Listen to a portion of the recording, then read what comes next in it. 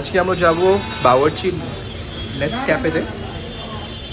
Sub brand of বাওয়ার্চি, দেখবো কেমন। এটা হচ্ছে 8B-তেই, 3 তলায়। ক্যাফের অ্যাম্বিয়েন্সটা সত্যি খুব সুন্দর, লাইটিংটাও দারুণ লাগছিল দেখুন। আর এটা হচ্ছে ঠিক যাদবপুর 8B যে বাস স্ট্যান্ডটা আছে তার ওপরেই। পুরো ক্যাফের লুকসটা হচ্ছে এরকম, আর এখানে প্রাইসটাও খুব রিজনেবল। তো আমি অর্ডার করেছিলাম বাটার নান আর মাটন কষা, এটা চলে এসছে।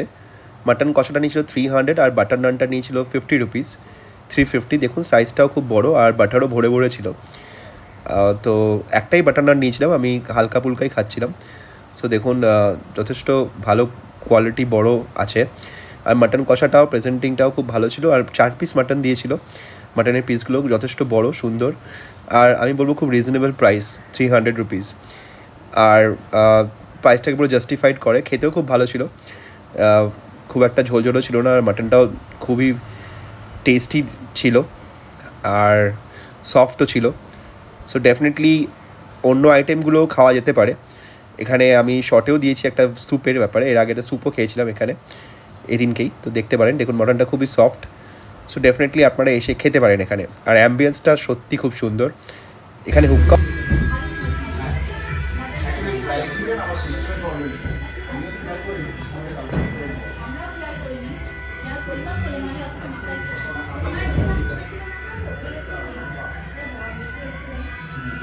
ছিল আমাদের dining experience at the next cafe Bawarchi. আর ডেফিনেটলি বাওয়ার্চির যে ফুড কোয়ালিটিটা আছে ডেফিনেটলি এটা আমি পেলাম এখানে,